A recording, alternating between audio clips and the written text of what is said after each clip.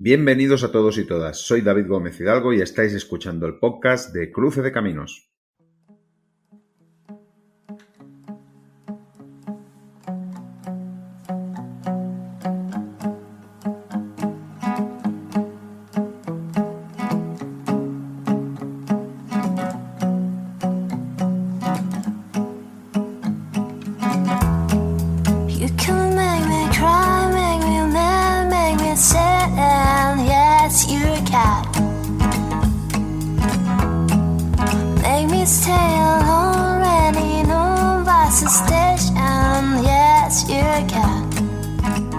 Seguís en Substack y recibís cada lunes mi boletín negro criminal con todas las novedades de la semana, sabéis que estuve a un par o tres de semanas viendo la serie de Cormoran Street. La serie está basada en los libros que protagoniza el célebre detective privado y a día de hoy se han grabado los 6 primeros libros de la serie. Me gustó tanto la serie que me quedé con ganas de saber más cosas sobre los personajes y me dio por leerme el 7º libro de la serie. Tengo que decir que no he leído ninguno de los 6 primeros, que quizás sea una aberración, pero el cuerpo me lo pedía, y más sabiendo que hacía muy pocas semanas que se había publicado La tumba veloz, que es el 7º libro de dicha serie. Por cierto, el 7º libro en España, pues en Reino Unido se acaba de publicar el 8º, pero aún no está traducido al castellano. Me hice con el libro en digital, y cuál fue mi sorpresa al ver que tenía 1232 páginas. No sé vosotros, pero yo no tengo mucha costumbre de leer libros tan extensos. Y la verdad es que no recuerdo que ninguno de los que he leído a día de hoy fuera tan largo.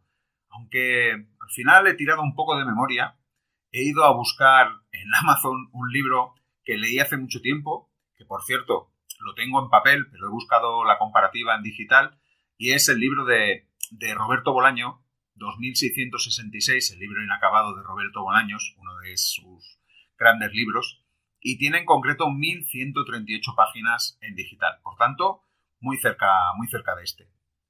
Comencé a leerlo y mi impresión fue tan buena que me pareció que estaba viendo continuar la serie. Y tuve claro que tenía que hacer un reseñando del libro para compartirlo con vosotros. No solo mis impresiones sobre el libro, sobre la saga, sino poner un poco de literatura a lo que fue una de esas historias chulas de misterio, como fue descubrir quién era el autor del libro, quién se escondía detrás del seudónimo de Robert Galbraith, que es, como seguro que sabéis, al final se supo que era un seudónimo que utilizó J.K. Rowling para publicar novela negra.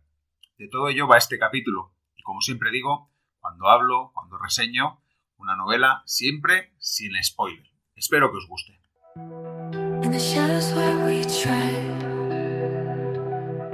Whispers flow like ghosts in flight. Secrets dance above our heads in the cold and silent night. Déjame que empiece este podcast como empiezan todos los capítulos del libro, con una reflexión, con un pensamiento. Y he escogido el prólogo del mismo libro para que me entendáis. Y dice así: no todos los individuos están igualmente capacitados para consultar el oráculo. Se requiere una mente clara y serena, sensible a las influencias cósmicas ocultas en los humildes tallos adivinatorios. Y después de leer la reflexión siempre decía I Ching o libro de los cambios. Ese final, el I Ching, casi me atormentó durante la lectura.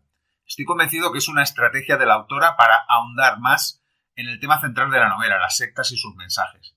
La verdad es que te va perforando el I Ching o libro de los cambios. Te va perforando además con esas reflexiones, pensamientos que hay en cada inicio de capítulo, y no me extraña que algunos queden abstraídos con todo ello.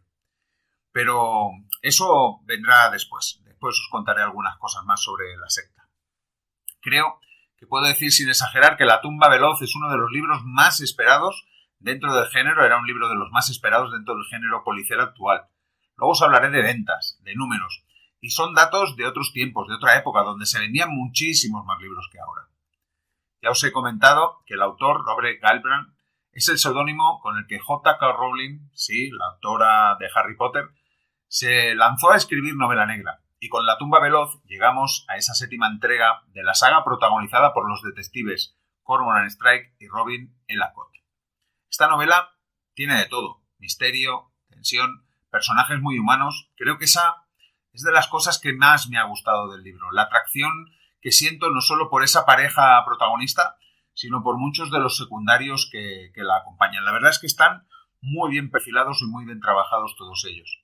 Además, en esta nueva entrega no solo tendremos la típica investigación de un detective privado, sino que lo que os comentaba, nos adentraremos dentro de una secta, la viviremos en primera persona. Pues creo que J.K. Rowling también es muy fiel en este libro a su forma tan descriptiva de mostrar las escenas. Nos adentraremos en el mundo oscuro de las sectas.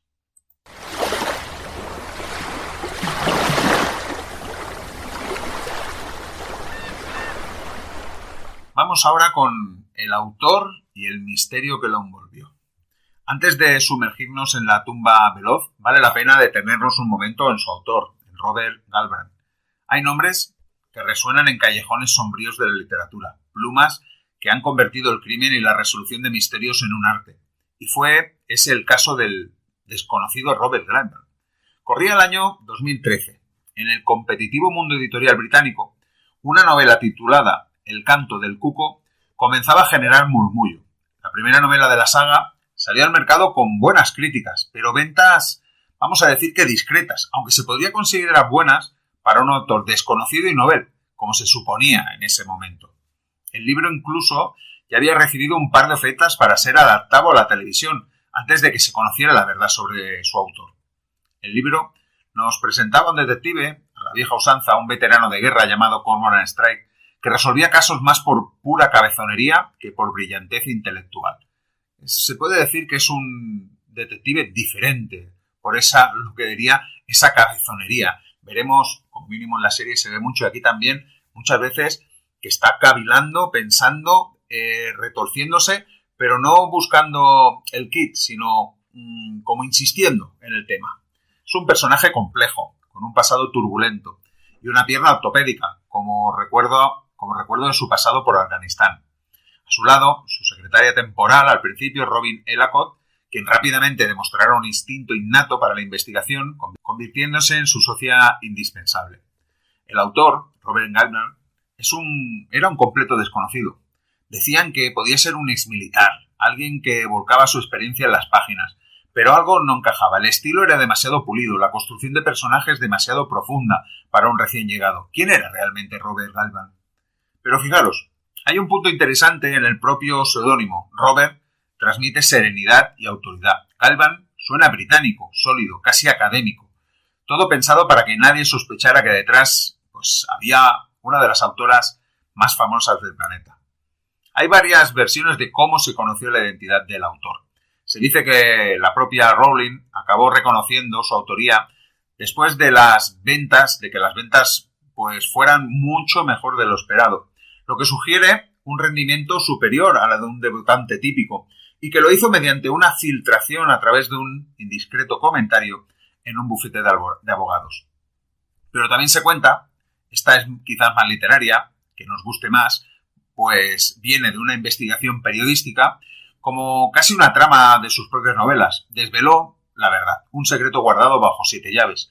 Robert Galbraith no existía, era un seudónimo, y detrás de él se escondía una de las escritoras más famosas del planeta, J.K. Rowling, la mente maestra detrás del fenómeno de Harry Potter. Pero, ¿por qué una autora del éxito monumental necesitaría esconderse tras un nombre falso?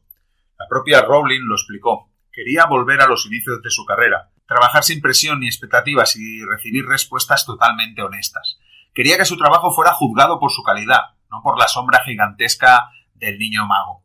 Quería probarse en un nuevo género, la novela negra más clásica, y escapar de las ideas preconcebidas que su nombre llevaba asociadas. Su plan era publicar al menos 3 libros antes de que nadie lo supiera, pero el misterio, como suele ocurrir, no pudo mantenerse oculto por mucho tiempo. Y así, el enigma de Galbraith dio paso a la consolidación de una de las sagas de novela negras más vendida en los últimos años. Lejos del mundo mágico de Hogwarts, Rowling, bajo su identidad masculina, explora los rincones más oscuros y a veces macabros de la mente humana. La saga de Cormoran Strike ha crecido exponencialmente. Desde aquel primer caso de la modelo suicida en El canto del cuco, hemos seguido a Strike y Robin a través de un laberinto de crímenes, y ya sabéis que el que os traigo hoy Es su 7ª entrega, que acaba de llegar a España, cuando en el Reino Unido ya se ha publicado la 8ª.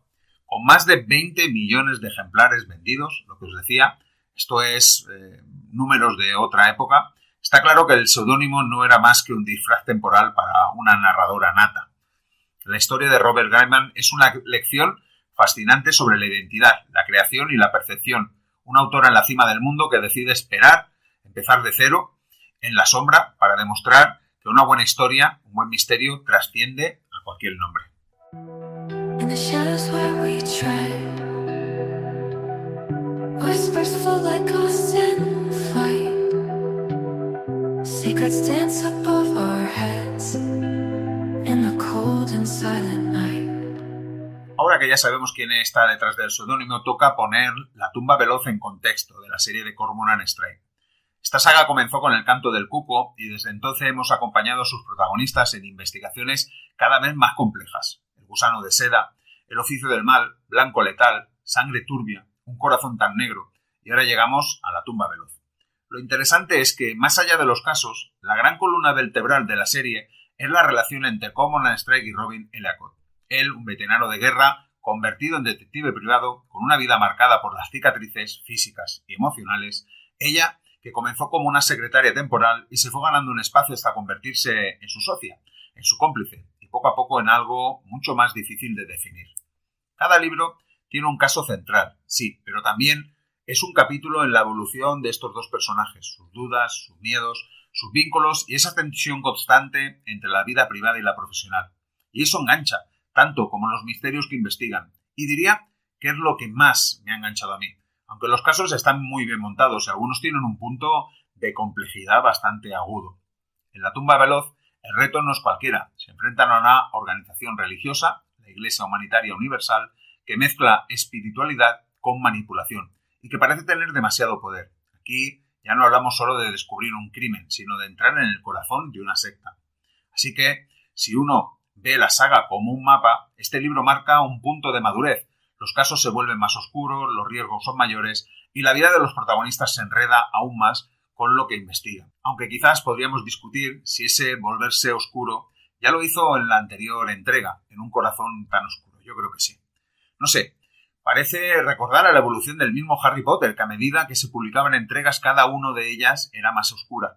Además del caso de Cormoran Strike, las últimas entregas son cada vez libros más largos que superan las 1000 páginas digitales. Y supongo que pensaréis que se podría pasar la tijera de podar. Quizás sí, pero ya os digo que no mucho, que las 1232 páginas no se me han hecho nada largas.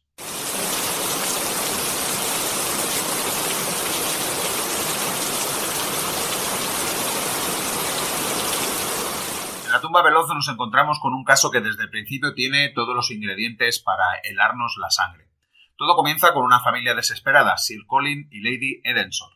No entienden cómo su hijo William ha dejado la universidad y ha cortado lazos con todo y con todos para ingresar en la llamada Iglesia Humanitaria Universal.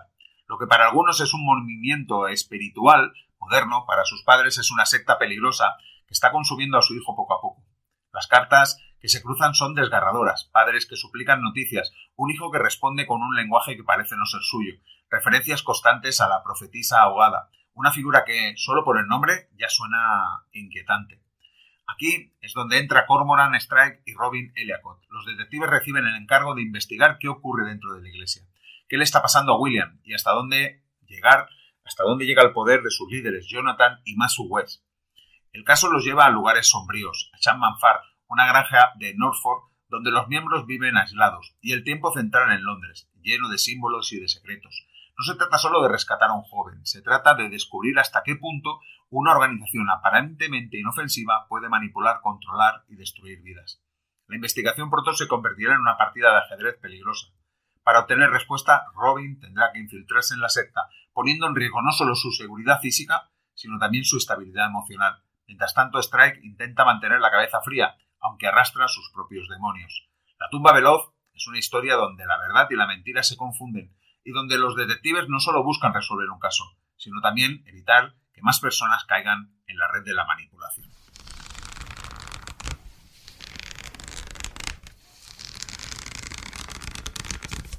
La novela se inicia con una serie de cartas que nos hace ver o nos harán ver cuán despiadadas son las sectas para obtener el control de todos sus adeptos. Tenía ganas de compartir un par de ellas para que veáis lo que os digo. La primera dice así: querido William, ahora los médicos le han dado 3 meses de vida a mamá. Te suplico que te pongas en contacto con nosotros. Mamá está atormentada por la idea de que podría no volver a verte nunca. Aquí tenemos la súplica, como podéis ver, de un padre o un hijo. Quizás pudiéramos pensar que ha sucedido algo entre ellos que no se pueden ver. Eso lo dejo para vosotros. Lo tendréis que descubrir. Os leo la siguiente carta. William, cariño, me estoy muriendo. Por favor, William, déjame verte. Es mi último deseo. Te lo suplico. Will, no soporto pensar que voy a marcharme de este mundo sin volver a verte. Will, te quiero muchísimo y siempre te querré. Si pudiera abrazarte una sola vez más, me moriría feliz. Ahora, como veis, es la madre la que intenta, la desesperada por ver por última vez a su hijo, que está atrapado en esa telaraña de la secta. No os puedo contar más sobre el tema, pues es la parte de la lectura de la novela y una parte muy importante en la resolución. Pero creo que nos podemos dar cuenta que algo no muy bueno se está cociendo en esa secta, cuando un hijo pues no puede salir incluso ni a ver a su madre moribunda. Estamos ante un drama humano, una herida que atraviesa toda la novela, un drama que, por desgracia, muchas familias viven cuando sus seres queridos están dentro de una secta.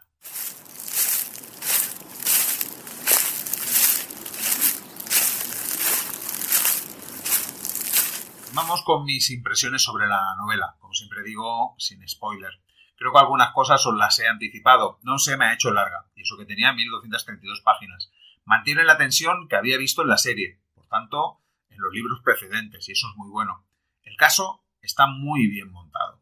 Y antes de que se me olvide, esta novela se puede leer sin haber leído las otras, pues todas son casos autoconclusivos, pero la gracia está en seguir el arco de los personajes. Por tanto, una de dos, o empezar por el primer libro, o hacer como yo, ver todos los capítulos de la serie y luego saltar a esta novela.